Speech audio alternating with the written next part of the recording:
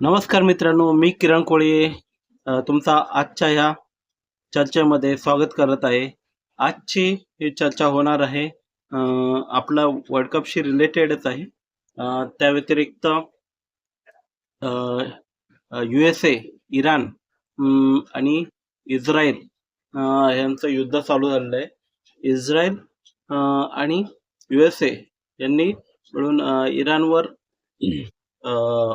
War declare केलेलं आहे. तर त्यांच्यामध्ये जोरदार युद्ध चालू आहे हवाई मार्गाने. तर ह्यामुळे आता कुठे कुठे आणि कसा फरक पडेल त्याविषयी आपण चर्चा करणार आहोत. ठीक आहे. तर USA आणि इराणने अचानक हे इराण विरुद्ध वॉर डिक्लेअर केल्यामुळे इराणने त्याचा उत्तर म्हणून त्यांचे जे USAचे जे म्हणजे अमेरिकेचे जे एअरबेस खाडी देशांमध्ये पसरलेले आहेत. तर त्या खाडी देशांमध्ये म्हणजे खाडी देश म्हणजे तुम्हाला माहिती असेल की अबुधाबी आहे, सौदी अरेबिया आहे. ठीक आहे. जे तेल प्रोव्हाइड करतात इतर देशांना ते जे देश आहेत. तर या खाडी देशांमध्ये अमेरिकेने आपले जे हवाई अड्डे आहेत ते बनवून ठेवलेले आहेत त्यांच्याशी समझोता करून. तर त्या हवाई अड्ड्यांना नष्ट करण्याचं काम इराण आता करत आहे. तर अशा देशांवर सुद्धा आता इराणतर्फे ते एअरबेस नष्ट करण्यासाठी हमले होत आहेत. तर सर्वत्र आता युद्धाचं वातावरण पसरलेलं आहे. खूप गंभीर परिस्थिती होऊ शकते. हे युद्ध जर लांबणीवर गेलं तर खूप काही गोष्टींवर फरक पडू शकतो. उदाहरणार्थ आता हे वर्ल्ड कपच चालू आहे. ठीक आहे. तर ह्या वर्ल्ड कप मध्ये खूप आता खेळाडू सर्व जवळजवळ 8 देशांचे खेळाडू तरी सध्या भारतामध्ये आहेत आणि श्रीलंकेमध्ये आहेत. तर आता ह्या वर्ल्ड कपच्या दरम्यान त्यांना इंडियातून श्रीलंकेमध्ये आणि श्रीलंकेमधून इंडियामध्ये हे हवाई मार्गाने प्रवास करावा लागतो. तर ह्या प्रवासामध्ये आता अडथळा निर्माण होणार आहे. तसं पण आता कालच्या मॅच नंतर हे क्लिअर झालेलं आहे की श्रीलंकेमध्ये बहुतेक सामने आता होणार नाहीयेत. कारण श्रीलंका पण बाहेर गेलेली आहे आणि पाकिस्तान सुद्धा बाहेर गेलेली आहे. तर आता होणारे जे सेमीफायनल आहेत ते भारतामध्येच होतील. आज रविवार आहे. आज आहे 1 तारीख. तर आज 1 तारीखला इंडिया आणि वेस्ट इंडिजचा एकदम अटीतटीचा सामना, जसं बोलतात ना क्वार्टर फायनल, सेमीफायनलच्या अगोदर जी क्वार्टर फायनल होणार आहे की ह्या क्वार्टर फायनलमध्ये एकदम अटीतटीचं होणार आहे. तर ह्याच्यामध्ये जी टीम मॅच जिंकेल ती सेमीफायनलला जाईल. सेमीफायनलमध्ये जी टीम जाईल त्यांची लढत इंग्लंड या संघाबरोबर होईल. तर पलीकडून दुसरीकडे आहे साऊथ आफ्रिका. साऊथ आफ्रिका आणि न्यूझीलंड यांची फर्स्ट सेमीफायनल होईल. ठीक आहे. असे 2 सेमीफायनल होतील.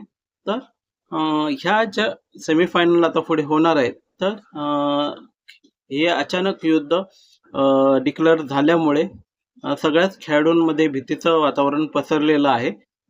त्यामुळे आता त्यातून ICCचं जे मेन ऑफिस आहे, हेड ऑफिस आहे, ते दुबईमध्ये आहे आणि त्या रिलेटेड ICCच ह्या सगळ्या इव्हेंटला होस्ट करत असते.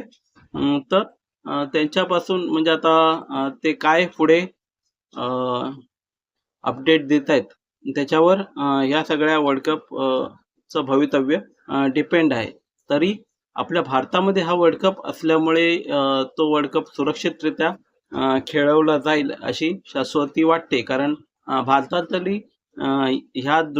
भारताच्या दृष्टीने तरी कसला धोका नाही आहे ह्या वर्ल्ड कपला आणि भारतामध्ये असणाऱ्या कोणत्याही नागरिकाला किंवा कोणालाही. पण तरी पण जे बाहेरून जे खेळाडू आपल्या भारतामध्ये आलेले आहेत खेळण्यासाठी, तर हा वर्ल्ड कप आता काही दिवसात संपेल. पण हे युद्ध आता कुठपर्यंत लांबणीवर जातंय ह्याची काही शाश्वती वाटत नाही. असं वाटतंय की हे वर्ल्ड कप संपल्यानंतर सुद्धा जे खेळाडू आहेत त्यांना काही दिवस किंवा महिनाभर तरी हे युद्ध शांत होईपर्यंत इथे भारतामध्येच स्टे करावं लागणार आहे. कारण एअर स्पेस हे या देशांच्या अवतीभोवतीचं एअर स्पेस आहे ते पूर्णपणे बंद करण्यात आलेलं आहे. कारण हे सगळे जे खेळाडू आहेत जसं वेस्ट इंडिज आहे, इंग्लंड आहे, ठीक आहे, न्यूझीलंड आहेत. हे त्यांच्या देशात जाण्या अगोदर जे एअर स्पेसने जातात ते इथून अगोदर दुबई मार्गेच होऊन ते त्यांच्या देशामध्ये परतत असतात. तर दुबईवर सुद्धा हल्ला झाल्यामुळे हा सगळा आता मामला फसलेला आहे. तर पुढचे अपडेट्स काय मिळतील त्याच्यावर सगळे डिपेंड आहे. ठीक आहे. तर सांगायचं तात्पर्य एवढंच आहे की पुढचा वर्ल्ड कप खूपच एकदम कॉम्प्लिकेटेड झालेला आहे. ठीक आहे. खेळाडू मॅच होतील पण खेळाडूंवर ते काहीसं दडपण दिसून येईल. त्यांची फॅमिली सुद्धा त्यांची पर्वा करत असतील की तर ह्याच्या पुढे आता आपल्या सामान्य व्यक्तींच्या जीवनावर कसा परिणाम होईल. तर हे युद्ध भडकलंय. तर हे युद्ध जेवढं लांबणीवर जाईल तेवढं आपलं सामान्य माणसालाही त्याचा फटका बसणार आहे. ज्यांची शेअर मार्केटमध्ये गुंतवणूक आहे तर युद्धाच्या परिस्थितीमध्ये शेअर मार्केट बहुतेकदा आपल्याला गडगडताना दिसते. तर शेअर मार्केट हे पडताना काही आता जसं युद्ध लांबणीवर जाईल तसं काही दिवस तरी शेअर मार्केट खाली येईल आणि जे निवेशक आहेत त्यांना मोठा फटका बसू शकतो.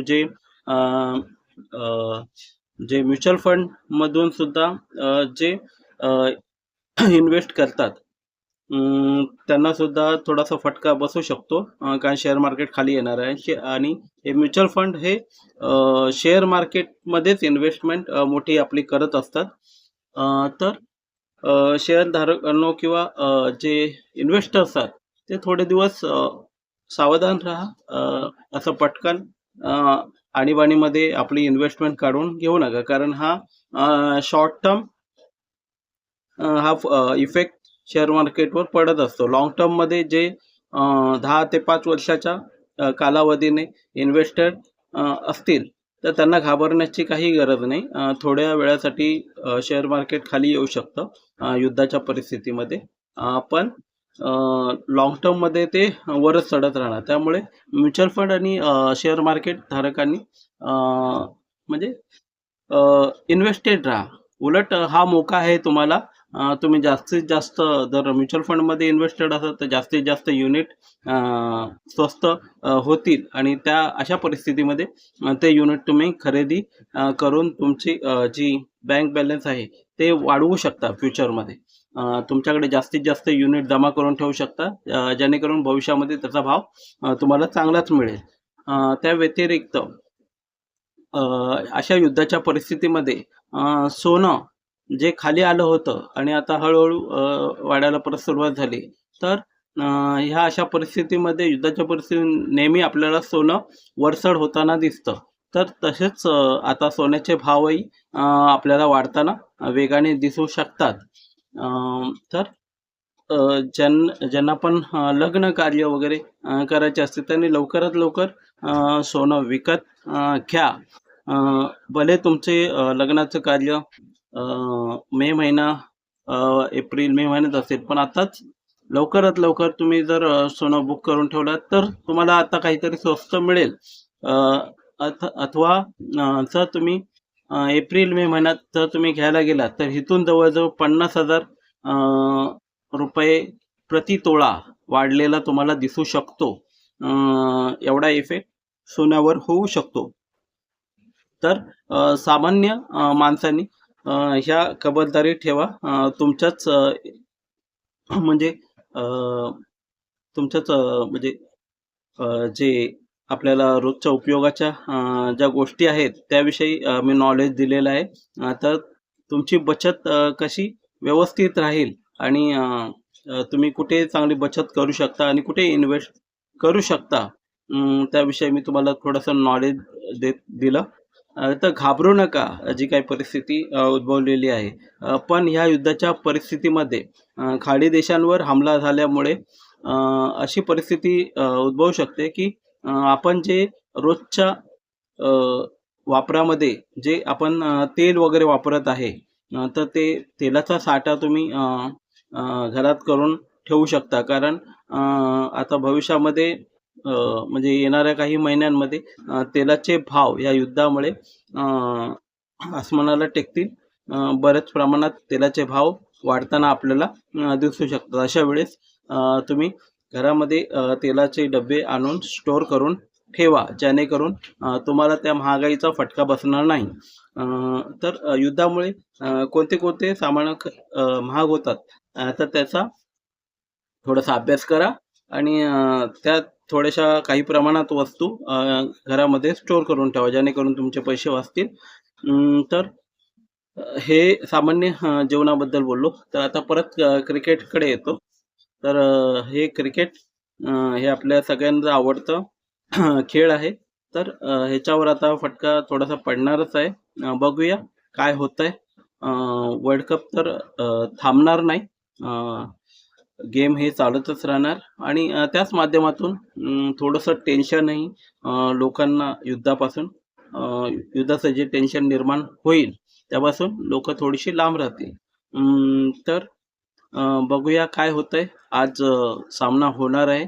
तर इंडिया आणि वेस्ट इंडिज यांचा सामना संध्याकाळी 7 वाजता खेळवला जाणार आहे. 6 वाजल्यापासूनच त्याचं प्रक्षेपण स्टार स्पोर्टवर चालू होईल आणि जिओ हॉटस्टारवर हे जिओ हॉटस्टार हे मोबाईल ॲपवर आणि Android टीव्हीवर तुम्ही ते प्रत्यक्ष बघू शकता. ठीक आहे. तर एवढंच बोलून मी तुमची रजा घेतो. Thank you very much. जय हिंद, जय महाराष्ट्र.